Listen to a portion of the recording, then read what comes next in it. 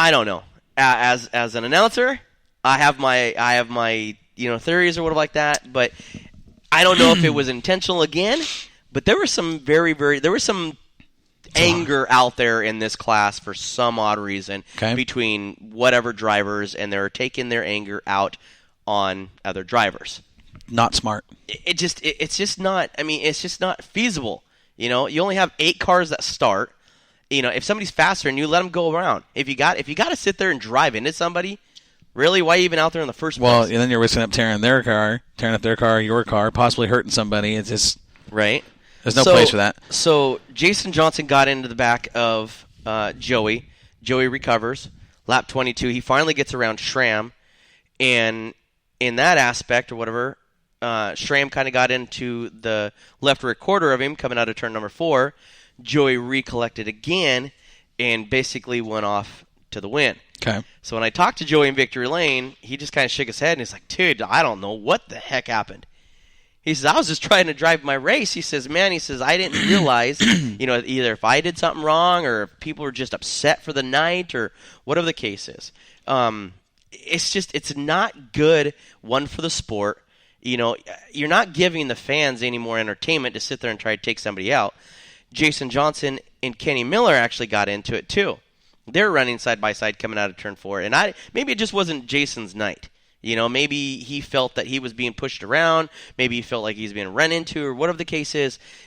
Nowhere on my video that because we shoot videos and stuff from Moxie every single race, every single deal, and we shoot who's battling at that time. Right. And in my video, it doesn't show anything of, and this was the rumor mill, was that Miller ran into him or Miller had said something to him or whatever the case is in the pits or whatever, and it turned into more animosity, and it went to the track. That's a bad place to have that. So he's driving somebody else's car. He's trying to keep out of trouble. Right. And they collect out of turn number 4, and he spins him right there at the flag stand, backs him into the wall.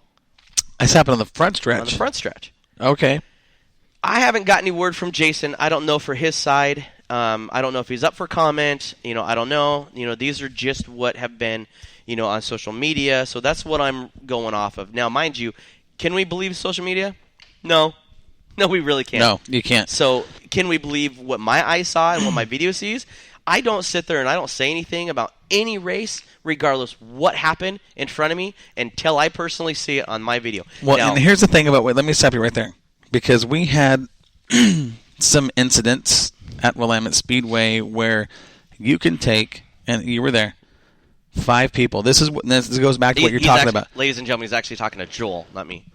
Well, he's talking widescreen. So here's what, and this is kind of what we're going off. What you just said is exactly true. You can take 5 people, have them watch the exact same wreck, and you're going to get 5 different interpretations of who did what, how it happened, and so I know what you're saying. It's kind of like, okay, what did you see? What did you see? Well, this is what I saw. He took him out. Well, no, I saw that guy move up on him. I mean, it's kind of like, and I think somebody, I don't know if you guys saw the post that Jeremy Means made about being a flagman and all this stuff. And I was the first one to jump on board. I told him, hey, look, your job sucks. Your job sucks. It's a 50-50 deal. Half the people are going to love you. The other half are going to hate you. You couldn't give me the flagman position if you doubled my pay. You know what I mean? I wouldn't take that job for twice the money that Jeremy's doing now or any other flagman because of that exact reason. You have to look at something. You have to make a snap decision on what you just saw, interpret it, and whether it calls for a black flag, a yellow flag, a red flag, a restart, whatever it is. You're the guy making that call. There's going to be people that are unhappy, and there's some people that are happy. I completely agree, Corey. And, talking with, and from my perspective as a crew chief, being out there, and, we had an incident early in the season where Matthew got put to the back of the heat race. It happens. It's racing. Some things happen. I was infuriated. I was literally upset. But watching the video I think you posted on Moxie, my perspective from turn 3 in the pit stands versus where you were in the booth versus where Jeremy is in the flag stand versus where all the safety crew is in the center, 4 different points of view. Right. Interpretation is, yeah. To me, it looked like a racing deal. From the flag stand and from the tower in the stands, it looks like an intentional dump. It is what it is. You kind of wash your hands of it and race on. Right. See, we don't have that. We're not in that situation from Jeremy's angle, sitting so close to the racetrack where you have to make that decision. Exactly. As an announcer from the Moxie Tower, I'm looking down on it. I'm watching angles as cars enter. I'm watching as they exit. And the one you're talking about is the one between the 44T and the 77S, correct, in the heat race? I'm talking about earlier in the season. Oh, okay. I'm talking like the right. first race out of the gate, months ago when, I know your memory's not that good. No, but I know what you're, okay, so I don't know if you're talking about this last one we did or the one earlier, but no, I know what you're talking about. And to me, I would say that looked more like a racing deal. Yeah. It is what it is. And, like you jumped on Jeremy's post, I did as well. And it's like, hey, being a flagman, you're expected to make split-second decisions, and then people get 6 months to tear it apart. That's, and that's not how I roll. I literally sit there and go, Jeremy, you make a call, that's fine. We race on. Well, and it is what it is. That's all you can do at that point. I mean, what are you going to do? Stop the race and look at replay monitors? This isn't football. This isn't baseball. You know what I mean? We don't have that option. This is a split-second sport, split-second decisions, and we don't have time to mess around. So, but that being said, we'll go back to what Josh was talking about and what the interpretation deal and some of the deal up there at Sunset. I didn't mean to interrupt you. I'm sorry, Josh. You're good. We're going to talk some more about this. No, you're good. I'm trying to get widescreens stuff kind of working here a little bit. I was trying to get another mic and everything else too, but basically what it boils down to is that, I mean, and this isn't the only race that we're having drama in. In one of those nights. It's just one of those nights, man. So the late model, basically, Joey Tanner takes the win, takes the check home. Good for Joey. Congrats on the win, Joey. I know you're probably listening, sitting there working on that X Factor. But winner, chicken dinner. He's got the check. He's going home. The kid's on fire this year, man. I think that is, if I'm not mistaken, that's his 5th win of the year. Maybe even 6. I think it's 5. Yeah, it's twice at Sunset, and you've got 3 down there, don't you? Yeah, I think, he's won twice in Walter's car, and once in his. Yeah, I think he did. Yeah, I think that's 5 wins in the season for him. So let's get into street stock stuff. I love it. Here we go. Okay. So this is another one that has a little drama, and we're actually going to have a caller on that's going to kind of give a 110% of what their view was that literally happened right behind this incident. I can't wait for this. Street stocks. Bridgeport Logistics Street Stocks roll up onto the track. Who do you think set fast time? None only, but 6 wins this year, and current point leader, killing him, the 33 of Arnie Case of a 16.607, ladies and gentlemen. This is crazy. Okay, 25 laps is the distance for the main event. Listen to who's on the front row. Okay, the 18 of Justin Case. And the 37 of Freya Smith. No. Now, mind you, you just had Freya down in there at Willamette Speedway. We did, and she was fast. I think she finished 5th, and that's the first time we've seen her in a while. And she's back in the old green machine, the 37, and she ran very well, very competitive. She did. So this is the deal.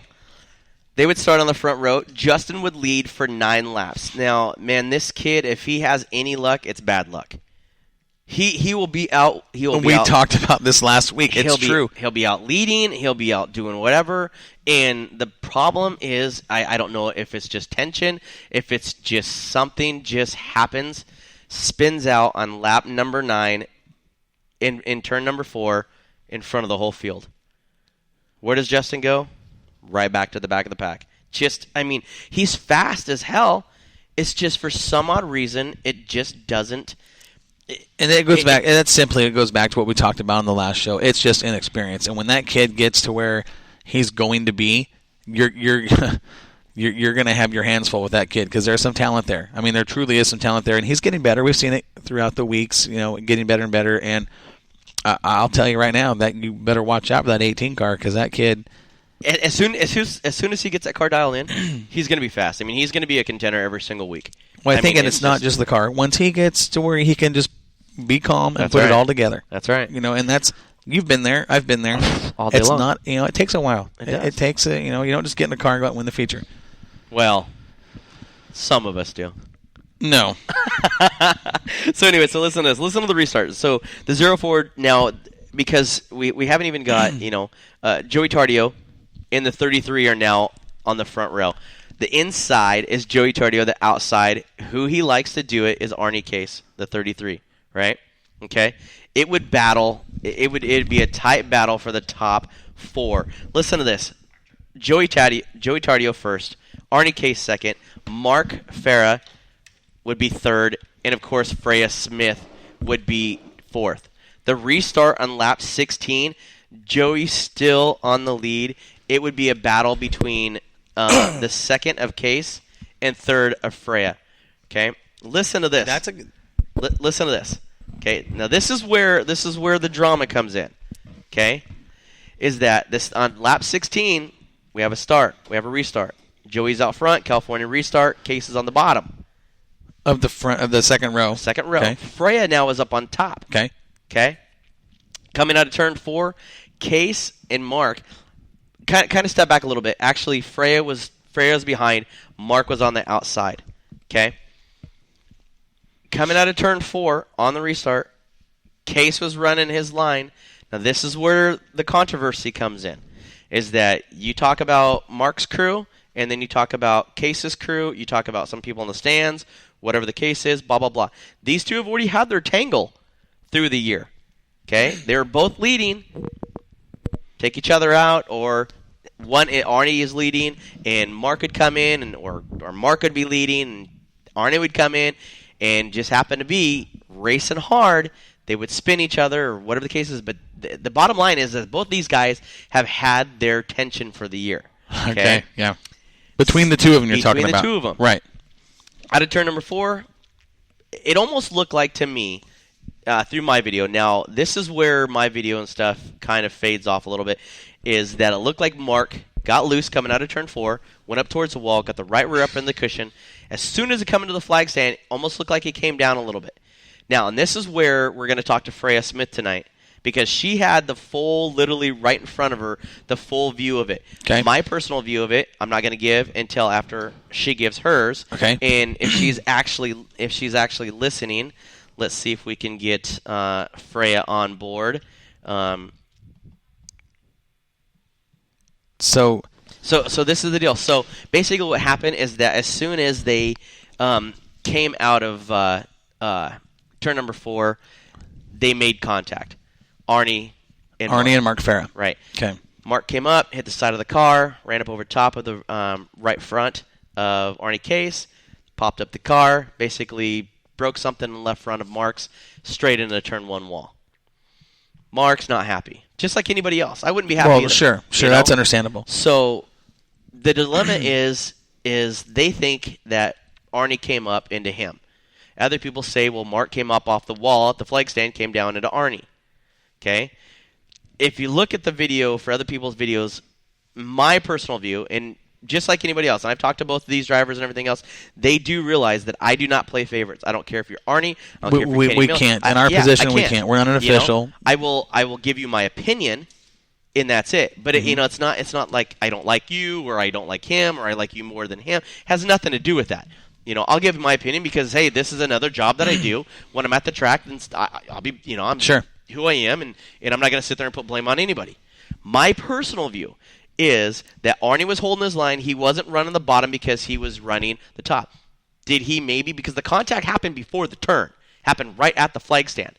Okay. So he wasn't even set up for the entrance or anything else like that. He was still behind.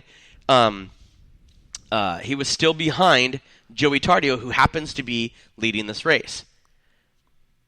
Okay. Let me see here. So on the front stretch, the two touch. The two do touch. The damage was done to the left front corner of Mark Farah. Okay, so from what you're saying here, what I'm seeing in my mind, I mean, I've already developed, how something like that plays out from what you've said, and it started back in the corner. It started on the restart. Now, mind you, again, it's a racing deal. Okay, you know as much as I do. I know both those drivers just like you do, and I'll tell you right now, neither one of those guys. I wouldn't call either one of them dirty drivers. Are they good drivers? Absolutely. Are they competitive? They got a lot of competitive spirit. No kidding. Basically, I've got in my mind, I'm just what he's saying, and you're picturing it. We're sitting here looking at each other, and you're picturing it kind of through the replay in your mind that you haven't seen. But I kind of got an idea where you're going to go with this. But let me see.